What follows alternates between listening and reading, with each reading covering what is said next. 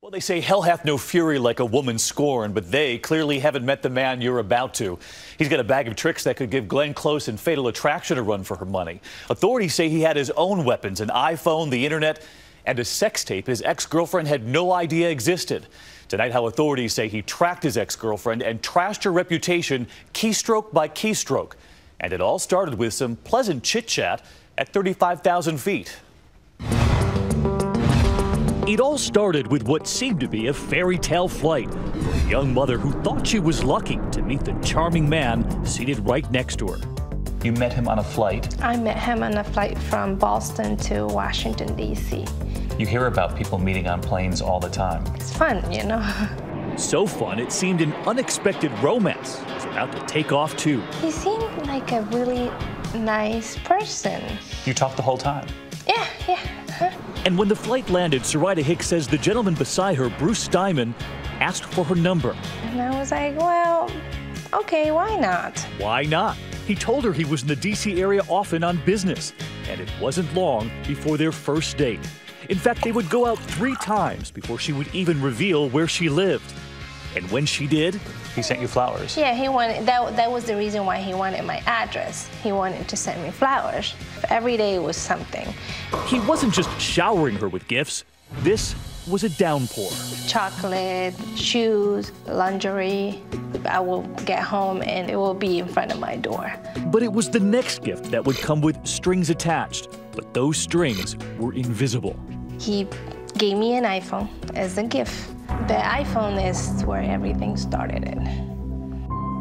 Because authorities believe that iPhone would become Bruce Steinman's most powerful tool to track her. He made sure the GPS, that built-in locator, was turned on. So he knew where you were at every moment? Yeah. And of course, I didn't know he was doing that. Not only was he tracking her, he was studying her, downloading all of her numbers, her friends, her family. He was watching who she was texting, who she was messaging on Facebook. And she says when she told him things were moving too fast, his next move turned dark. So he took all of the contacts in the phone and began sending them messages? Messages, yeah. He started sending message to all my friends saying that I had STDs. And that was just his first message. Authorities say the next one would link all of her friends to a website where he had listed Sarita as an escort. How did you feel at that moment?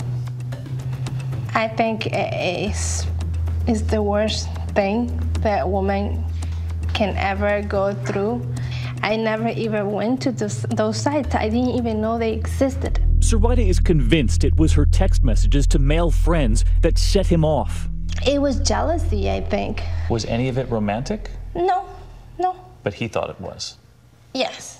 And when she wouldn't take him back? He's like, and everybody will know you as a prostitute, and I'll make sure that your family, your friends, your co-worker, everybody know. I'll make sure that they know. That was the threat? That was the threat. And authorities say he delivered on that threat, posting more profiles of her online. With my office number. And he put in there that I provide service from my branch, because it was a bank. So you had men calling you at the bank? At the bank, yes. They wanted me to have sex with them. She lost her job and lost her identity too, because when she went online herself, she discovered who she'd become in everyone else's eyes. I thought it was the end of my world.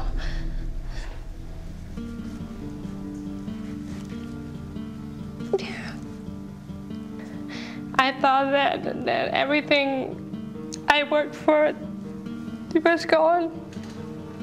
Authorities say he would find other ways to terrorize her too. Cancel my water, he canceled my heat, he canceled my electricity. Why was he doing this? He wanted me to call him and say, help me. Instead, she was pleading help me to police. Just as authorities say, Bruce Steinman was about to deliver his biggest blow yet, posting a sex tape she had no idea even existed.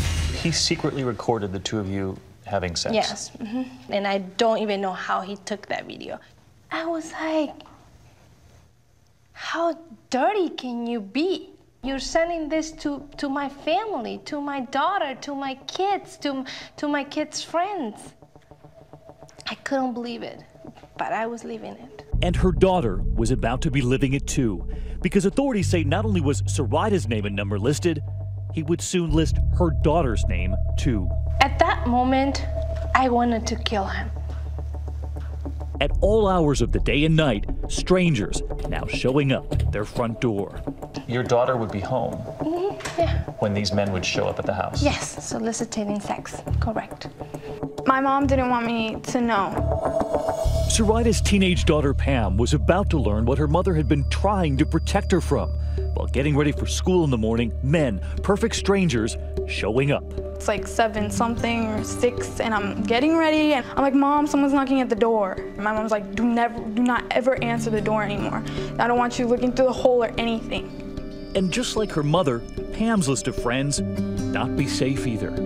He started texting your friends, pretending he was your mother. Yes, he did. That's what he did. And everyone at school started to hear. Yeah, everyone thought my mom was a porn star. I think that was the tipping point. Arlington County Detective Angela Comer was the lead investigator. That's when we knew he was willing to go to great lengths to continue to terrorize his family. He came to my apartment with a knife and slashed all my tires. She filed for restraining orders and got them. They actually thought that he was going to kill me. We were convinced she was in danger, that he just wouldn't stop. And one evening this past November, just after nightfall, authorities say instead of flying to D.C., Bruce Diamond drove this time, all the way from his small-town New Hampshire home to Soraida's apartment. I was just getting in my door. And he was waiting in the parking lot. He began slashing her tires. This time, police were waiting. He was caught in the act, and he was arrested that night. Arrested, Bruce Diamond would plead guilty to identity theft, extortion, and stalking.